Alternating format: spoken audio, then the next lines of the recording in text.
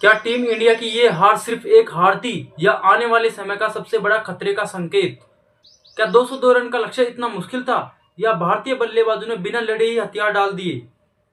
क्या इंग्लैंड ने team India की सबसे बड़ी कमजोरी पूरी दुनिया के सामने उजागर कर दी?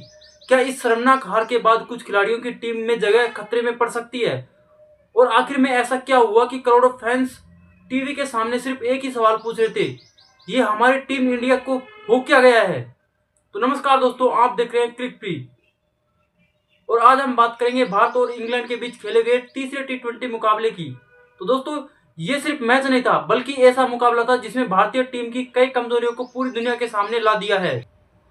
आज की इस वीडियो में हम आपको बताएंगे कि मैच का सबसे बड़ा टर्निंग पॉइंट क्या था, किस खिलाड़ी ने अकेले मैच का रुख बदल दिया, भारतीय टीम से सबसे बड़ी गलती कहां हुई और आखिर क्यों यह मुकाबला भारतीय हाथों से पूरी तरह फिसल गया। तो वीडियो को आखिर तक जरूर देखिए क्योंकि बीच बीच में हम आपको वो वजह बताएंगे जिसे शायद आपको लाइव मैच देखते समय नोटिस नहीं किया होगा।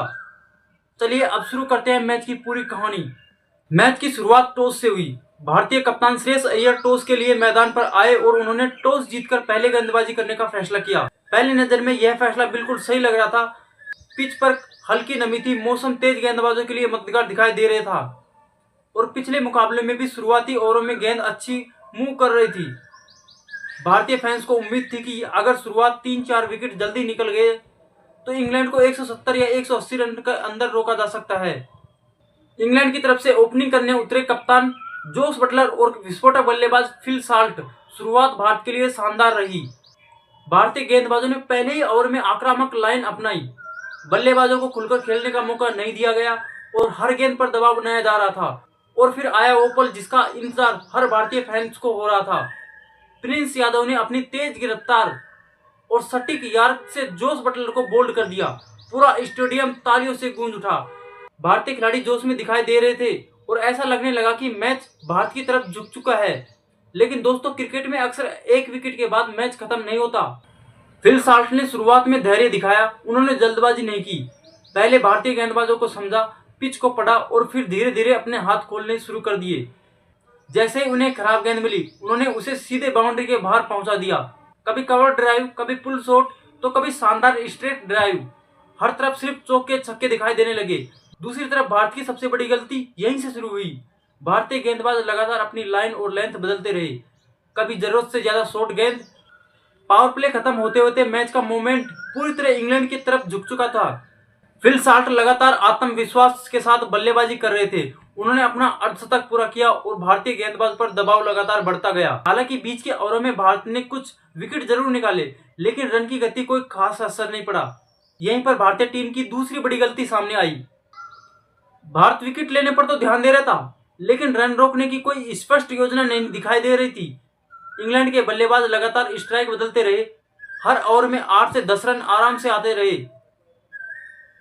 और जैसे जैसे आखिरी 5 ओवर करीब आते गए भारतीय टीम का दबाव और बढ़ने लगा।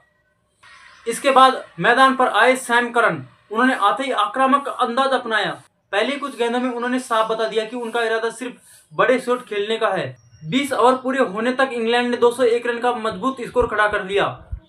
ड्रेसिंग रूम में भारतीय खिलाड़ी जरूर दबाव में थे लेकिन मैच अभी भी पूरी तरह खत्म नहीं हुआ था। आज के टी20 क्रिकेट में 200 से ज्यादा रन भी कई बार सफलतापूर्वक चेज किए जा चुके हैं। फैंस का भरोसा था कि अभिषेक शर्मा, वैभव सूर्यवंशी, ईशान किशन और कप्तान श्रेयस अय्यर मिलकर भारत को जीत दिला सकते हैं। लेकिन दोस्तों, किसी ने ऐसा नहीं सोचा होगा कि दूसरी पारी में ऐसा तूफान आने वाला है जो भारतीय बल्लेबाजी की पूरी नींव हिला देगा। आखिर भारत की बल्लेबाजी में ऐसा क्या हुआ? कौन से ऐसे बल्लेबाज पूरी तरह फ्लॉप रहे? भारत सिर्फ 76 रन पर कैसे सिमट गया? और इस हार के बाद अगले मैच में क्या बड़े बदलाव देखने को मिल सकते हैं? तो दोस्तों, अब बारी थी 202 रन के बड़े लक्ष्य का पीछा करने की। भारतीय फैंस को पूरा भरोसा था कि अगर शुरुआत 6 ओवर अच्छे निकल गए तो मुकाबला आखिरी ओवर तक जा सकता है क्योंकि इस टीम में ऐसे बल्लेबाज मौजूद थे जो कुछ ही ओवर में मैच का रुख बदल सकते थे। लेकिन मैदान पर जो हुआ उसकी शायद किसी ने उम्मीद या कल्पना नहीं की थी।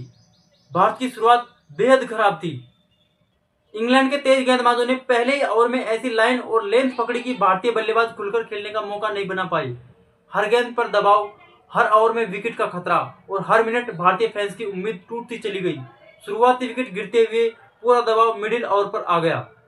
जिस बल्लेबाज से बड़ी पारी की उम्मीद थी वह भी क्रीज पर ज्यादा देर नहीं टिक सका। कोई तेज गेंद की अतिरिक्त उछाल का शिकार बन गया तो कोई दबाव में आकर अपना विकेट गंवा बैठा। यहीं से साफ दिखाई देने लगा कि भारतीय बल्लेबाज मानसिक रूप से संघर्ष कर रहे हैं। दूसरी तरफ इंग्लैंड के गेंदबाजों ने भी एक मौका नहीं छोड़ा। उन्होंने लगातार ऑफ स्टंप के बाहर गेंदबाजी की, शॉर्ट गेंदों का सही इस्तेमाल किया और बल्लेबाजों को गलती पर मजबूर कर दिया। जोफ्रा आर्चर की रफ्तार ने भारतीय बल्लेबाजों को पूरी तरह से बैक फुट पर धकेल दिया। वहीं दूसरे छोर पर जोश टंग ने शानदार लाइन लेंथ के साथ लगातार दबाव बनाए रखा। भारत का स्कोर बढ़ने की बजाय विकेट लगातार गिरते रहे। एक ऐसा समय आया जब हर नया बल्लेबाज मैदान पर आते ही आउट होते दिखाई दे रहा था। स्टेडियम में बैठे भारतीय समर्थकों के पूरे चेहरे मायूसी की तरफ दिखाई दे रहे थे। ड्रेसिंग रूम का माहौल पूरी तरह से शांत हो चुका था। दोस्तों, क्रिकेट में हार जीत चलती रहती है, लेकिन जिस तरह से भारत ने अपने विकेट गंवाए उसने कई बड़े सवाल खड़े कर दिए। पहली वजह, खराब बल्लेबाजी। किसी भी बल्लेबाज ने जिम्मेदारी लेकर लंबी पारी खेलने की कोशिश नहीं की। शुरुआती विकेट गिरने के बाद जरूरत थी साझेदारी बनाने की, लेकिन हर बल्लेबाज जल्दबाजी में दिखाई दे रहा था। दूसरी वजह, दबाव को संभालने में नाकामी। जैसे जैसे रन रेट बढ़ता गया भारतीय बल्लेबाज और ज्यादा बड़े शॉट खेलने की कोशिश करने लगे। इसी जल्दबाजी में विकेट लगातार गिरते रहे। तीसरी वजह रही इंग्लैंड की शानदार गेंदबाजी। सिर्फ भारत की खराब बल्लेबाजी कहना सही नहीं होगा। इंग्लैंड के गेंदबाजों ने अपने प्लान पर शानदार तरीके से अमल किया। उन्होंने भारतीय बल्लेबाजों को एक भी आसान गेंद नहीं दी। चौथी वजह रही डेथ ओवरों में अतिरिक्त रन देना। अगर भारत इंग्लैंड को 180-185 रन पर रोक लेता तो मुकाबले की तस्वीर पूरी तरह से अलग हो सकती थी। और पांचवी सबसे बड़ी वजह रही मैच का दबाव। जब लगातार विकेट गिरते हैं तो ड्रेसिंग रूम का दबाव भी मैदान पर उतरने वाले बल्लेबाजों पर साफ दिखाई देता है। इस मैच में भी कुछ ऐसा ही देखने को मिला। आखिरकार पूरी भारतीय टीम सिर्फ 76 रन पर सिमट गई।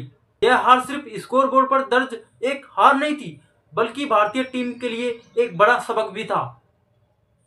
अब सबसे बड़ा सवाल यह है कि क्या भारतीय टीम अगले मुकाबले में वापसी कर पाएगी?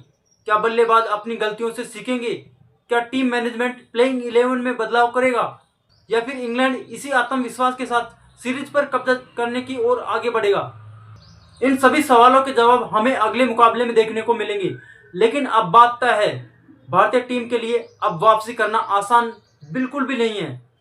अगर टीम इंडिया को सीरीज में बने रहना है तो बल्लेबाजों को जिम्मेदारी लेनी होगी और गेंदबाजों को भी डेथ ओवरों में बेहतर प्रदर्शन करना होगा।